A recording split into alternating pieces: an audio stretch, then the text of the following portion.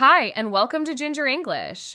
I'm Sarah, and today we have a B1 level podcast for you. Okay, so I want you to stop whatever you're doing for a second. If you're driving, keep your eyes on the road, but listen. If you're washing dishes, put them down.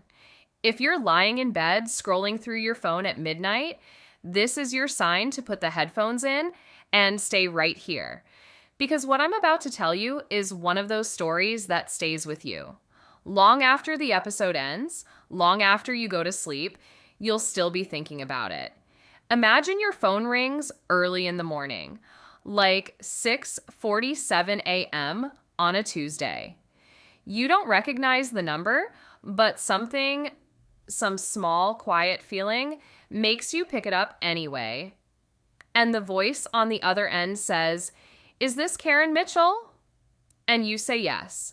And then they say, "We're calling from St. Luke's Hospital in Kansas City. There's been an accident." And your first thought is, who? Who do I know in Kansas City? Because you don't. You don't know anyone there.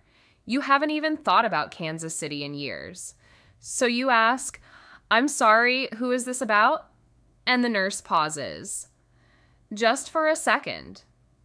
And then she says, "A young man was brought in last night. He was in a car accident on Highway 70.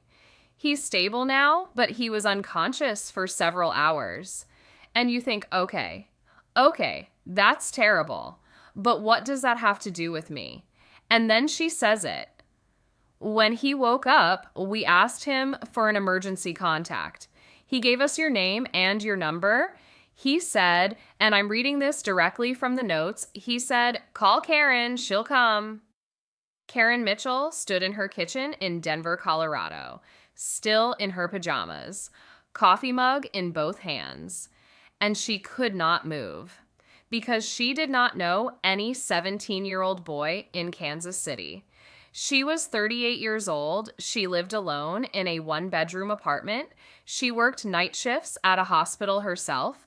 She, of all people, understood what an emergency contact was. It meant someone who loves you, someone who will drop everything and come running. And she was not that person for this boy. She couldn't be. She didn't even know who he was, except apparently he thought she was. She asked the nurse very quietly, "What's his name?" And the nurse said, Tyler James." And something happened inside Karen's chest. Something she couldn't explain, like a key turning in a lock, like a light switching on in a room she had kept dark for 17 years. She put down the coffee mug. She walked to her bedroom. She pulled on jeans and a sweatshirt. She grabbed her keys. And she got in her car and drove 6 hours to Kansas City to meet a boy she had never met. A boy who somehow knew her name. A boy who believed with his whole heart that she would come. This is their story. And I have to warn you, by the end of this episode, you might need a tissue. Or maybe the whole box. So get comfortable. We're just getting started. So let me tell you a little bit about Karen Mitchell, because to understand this story, to really understand it, you need to know who she was before that phone call. Karen grew up in a small town in Ohio, the kind of town where everyone knows your name, everyone knows your business, and everyone has an opinion about your life. She was a quiet kid, smart but quiet. She didn't cause trouble. She got good grades. She helped her mom with the dishes and never stayed out past curfew. She was, by every definition, a good girl. And then she turned 21, and she met a guy named Marcus at a college party, and Marcus was everything Karen's small town was not. He was loud, exciting, unpredictable. He made her laugh. He made her feel like her life was finally starting, and she fell hard, really hard. By the time she was 22, she knew two things. One, Marcus was not the person she thought he was, and two, she was pregnant. She was in her last year of nursing school. She had no money, No apartment of her own, no real plan. Marcus left. Just like that. 1 week he was there, the next week he wasn't returning her calls. And Karen sat alone in her tiny dorm room and tried to figure out what to do. She thought about it for weeks. She talked to a counselor at her school. She called her mom, who cried on the phone for 20 minutes and then said, "Whatever you decide, I'll support you."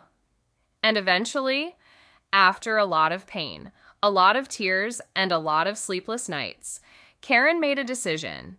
She decided to give her baby up for adoption. She found an agency. She met a couple, a teacher and an engineer from Kansas City, Missouri. They seemed kind, they seemed stable.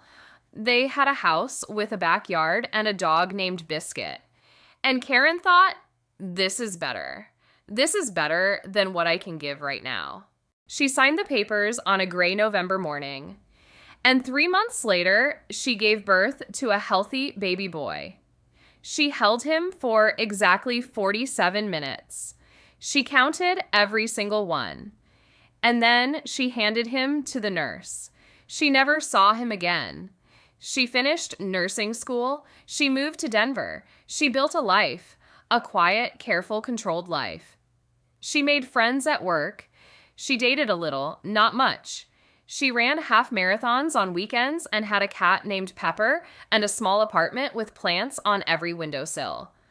And she never talked about that November. Not to anyone. Not to her friends. Not to the people she dated. It was a door she had closed very firmly, and she had no plans to open it. Until a Tuesday morning in March. Until a phone call from a number she didn't recognize. Until a nurse in Kansas City read her the words of a 17-year-old boy she had never met. "Call Karen. She'll come." How did he find her? Why now? And what was she going to say when she walked through that hospital door? Those questions followed her the entire 6 hours down I-70. And she didn't have a single answer. Have you ever driven somewhere when your brain just wouldn't stop? Like you're on the highway, the road is straight, the miles are passing. But inside your head, it's complete chaos. Every thought running into the next one. Every memory you thought you buried just showing up uninvited. That was Karen for 6 hours. She told the journalist, who later wrote about this story, that the first hour she was mostly just in shock. She kept the radio on, some country station out of Denver. She wasn't really listening. She just needed noise. Something to fill the silence so she didn't have to think too hard about what she was actually doing. Because what was she doing exactly? Driving to a hospital to see a boy she didn't know, a boy who had her phone number, a boy named Tyler James. And the more she thought about that name, Tyler James, the more something shifted inside her. Something uncomfortable and familiar at the same time. See, Karen had thought about names. Back when she was 22 and pregnant and sitting in that dorm room, she had a name picked out. She never told anyone this. It felt too painful. But if it was a girl, she was going to call her Rose, after her grandmother. And if it was a boy, she was going to call him Tyler. She didn't know what name the adoptive family gave him. The agency said that was the family's choice. She signed the papers, she let go, and she never asked, because asking felt like it would make the door harder to close. But here was a Tyler, a 17-year-old Tyler from Kansas City, the exact city where she left him. Around hour 2, she pulled into a gas station past Hays, Kansas. She sat in the parking lot and called her friend Donna, the only person who knew the full story. Just Donna. Nobody else. "I need you to talk me through this," Karen said. And Donna didn't ask 100 questions. She just said, "Tell me what's happening." Karen told her everything. The phone call, the name, the drive. When she finished, there was a long pause. "Karen," Donna said quietly, "you already know who he is." "I don't know that," Karen said. "I don't know anything." Then why are you driving to Kansas City? Karen didn't answer. She said goodbye, filled up the tank, and got back on the road. The last 2 hours were the hardest. What if it wasn't him? What if this was some random coincidence and she'd walk into a stranger's hospital room looking like a complete fool? And what if it was him? What do you even say? What are the words for that moment? Hi, I'm Karen. I gave birth to you and then chose not to raise you. I thought about you every November 14th. I wondered if you were happy. I wondered if you hated me. Do you hate me? She crossed into Missouri just after 2 in the afternoon. The GPS said 14 minutes to St. Luke's Hospital. She turned off the radio. 14 minutes. That's all she had left before everything changed. St. Luke's Hospital is a big building. Gray concrete, automatic glass doors, that smell that every hospital has, antiseptic and recycled air, and something underneath it all that you can't quite name. Karen had worked in hospitals for 15 years. She knew that smell. It had never bothered her before. That day, it made her stomach turn. She parked in the visitor lot and sat in her car for 3 minutes.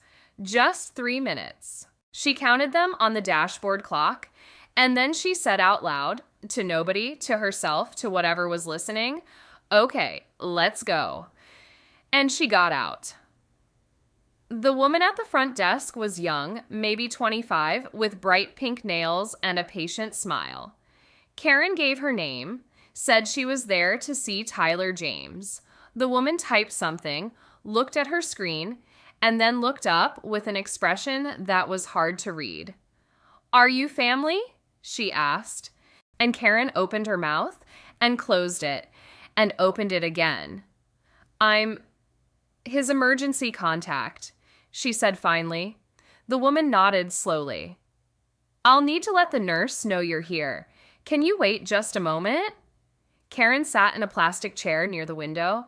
There were other people in the waiting room, an older man reading a newspaper, a young woman with a toddler on her lap, a teenage boy staring at his phone. Normal people. Normal Tuesday afternoon. And Karen sat among them, feeling like she was about to step off the edge of a cliff. A nurse appeared, mid-40s, short dark hair, a calm face. She introduced herself as Nancy. She sat down next to Karen, not across from her, next to her, which Karen noticed. Nurses who sit next to you have something real to say. "Tyler is awake and doing well," Nancy said. 2 broken ribs, a fractured wrist, some bruising. He was lucky. The other car hit him on the passenger side. It could have been much worse. What happened exactly? A truck ran a red light on Van Horn Road. Tyler was heading home from school. He didn't have time to react. Nancy paused. "He's been asking about you. Since he woke up this morning, he's asked 3 times if you were coming." Something tightened in Karen's throat. "He asked if I was coming?" "Yes." Nancy looked at her carefully. Not rudely, carefully. Like she was trying to understand the situation without asking directly. "He seemed very certain that you would. He wasn't worried. He just kept asking when." Karen looked down at her hands in her lap. Her knuckles were white. "Does he know I'm here?" she asked. "Not yet. I wanted to speak with you first." Nancy leaned forward slightly. "Ms. Mitchell, I don't know the full situation, and it's not my place to ask, but Tyler is 17. He's been through a serious accident, and emotionally, he's carrying something. You can see it in the way he's waiting." Karen breathed in slowly, out slowly, the way she taught her own patients to breathe when they were scared. "Okay," she said, "I'm ready." Room 214, down the hall, turn left, second door on the right. Karen stood up. She straightened her sweatshirt. She picked up her bag, and she walked down that hallway like every step was both the easiest and the hardest thing she had ever done. The door to room 214 was half open. Karen stopped just outside it. She could hear the TV inside. Some afternoon talk show, the volume low. She could see the edge of a hospital bed, a window with gray light coming through the blinds, a chair with a blue jacket thrown over it. She raised her hand to knock, and then she stopped. What if she knocked and walked in and it was just some random kid? Some Tyler from Kansas City who had, by pure coincidence, gotten hold of her number somehow? She would stand there looking like a complete stranger, which is exactly what she would be. She knocked anyway. "Come in," said a voice. Young, a little rough around the edges. The kind of voice that was still deciding whether it was a boy's or a man's. Karen pushed the door open and stepped inside. He was lying in the bed with his right arm in a blue cast, propped up on two pillows. He had dark blonde hair that needed a cut, and it was going in about 4 different directions after however many hours in a hospital bed. He had a bruise along his left cheekbone, dark purple fading into yellow at the edges. There was a small cut above his eyebrow, already healing. And he had Karen's eyes. Not similar eyes. Not eyes that kind of reminded her of her own. He had her exact eyes. That particular shade of gray-green that Karen had never in her life seen on another person. Her whole life, people had commented on her eyes. "What color are those exactly?" "They change with the light." "I have never seen eyes that color." She was looking at them right now, on a 17-year-old boy, in a hospital bed in Kansas City. Nobody moved for a moment. And then Tyler looked at her with those gray-green eyes, and his face did something complicated, like he had been holding a breath for a very long time, and he was finally, slowly letting it out. "You came," he said, "not who are you? Not can I help you? Just you came." Like it was the only thing that mattered, like he had never doubted it for a single second. Karen's hand went to her mouth. She couldn't help it. She stood in the doorway of room 214 with her hand over her mouth, and she looked at this boy with her eyes and his father's jaw and dark blonde hair that needed a cut. And 17 years of a carefully closed door came open all at once. She managed to walk to the chair beside his bed. She sat down. She didn't trust her legs anymore. "I came," she said. Her voice was not steady, not even a little bit. Tyler watched her. He wasn't crying. He looked calm, actually. Calmer than she was, which somehow made it worse and better at the same time. "I wasn't sure you would," he said, "but I thought you probably would. I had a feeling." "How did you get my number?" Karen asked. Because she needed to understand. She needed something concrete to hold on to while the room was spinning. Tyler shifted carefully against his pillows. "That's kind of a long story," he said, "but the short version is, I've been looking for you for 2 years. 2 years. Karen sat in that chair and listened, and Tyler talked. And the story he told her was not what she expected. Not even close. Tyler had grown up knowing he was adopted. His parents, Dave and Linda James, had never hidden it from him. From the time he was little, they told him the truth in simple, kind words.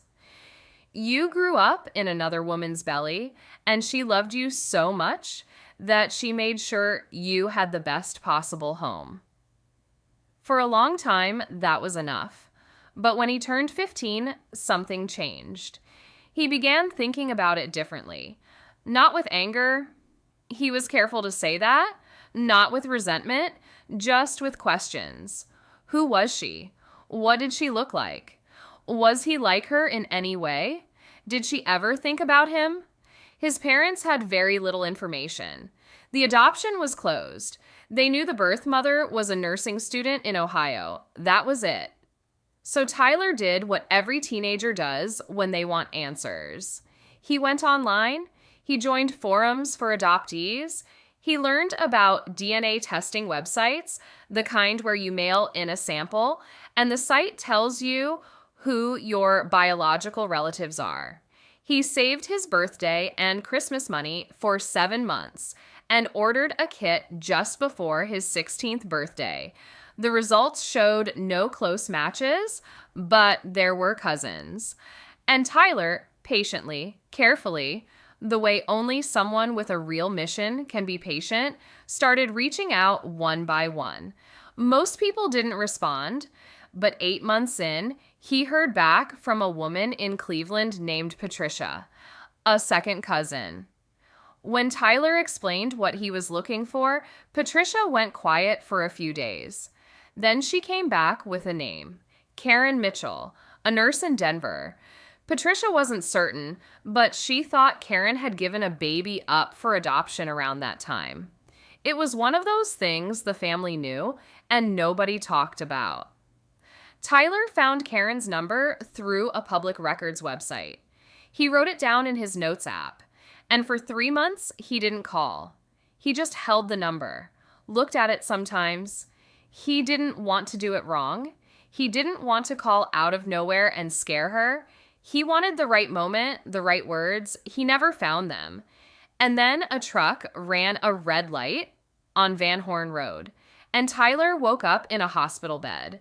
And when the nurse asked for an emergency contact, he said her name without thinking, without planning, without the perfect speech he had been rehearsing for months. "Call Karen, she'll come." Karen sat very still in her chair. She hadn't moved in several minutes. "Why?" she asked quietly. "Why were you so sure I would come?" Tyler looked at her, those gray-green eyes looking back at gray-green eyes, and said something she would remember for the rest of her life. "Because you already chose me once," he said. "You chose the family that would love me. That wasn't nothing. That was everything. I figured anyone who did that would come if I needed them." Karen said nothing. There were no words. There was just that hospital room and the gray afternoon light and a boy who had spent 2 years searching for a door she had spent 17 years trying to keep closed. Okay, I need a second here. Because even just telling you this story, I get a little emotional. That line, "You already chose me once." A 17-year-old boy in a hospital bed after a car accident found the most generous way to understand something that could have broken him. He could have been angry. He had every right to be. Instead, he built a door out of it and left it open. So, back to room 214. Karen sat in that chair for a long moment, and then something happened that she later described as, and I love this, the walls just got tired. Like all the careful control she had built over 17 years simply ran out of energy. All at once, she started crying. Not pretty movie crying, real crying. The kind where your shoulders shake and you can't quite catch your breath and you stop caring what you look like. She pressed her hand over her eyes and cried in a way she hadn't cried since that gray November morning when she signed the papers. Tyler didn't say anything at first. He just let her, which was the exact right thing to do. After a while, Karen pulled herself together enough to look at him directly. "I thought about you," she said, "every year, every November 14th. I always wondered if you were okay, if you were happy." She paused. "Are you happy?" Tyler considered the question like it deserved a real answer. "Yeah," he said, "I am. My parents are great. My dad coaches my baseball team. My mom makes really terrible lasagna, but we all pretend it's good." He smiled carefully around the bruised cheekbone. "I have a good life. I wasn't looking for you because something was wrong. I was looking because I wanted to know where I came from. There's a difference." "There is," Karen said.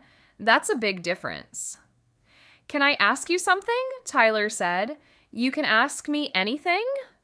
"Did you ever regret it? Giving me up?" The talk show murmured in the background. Somewhere down the hall, a cart was rolling.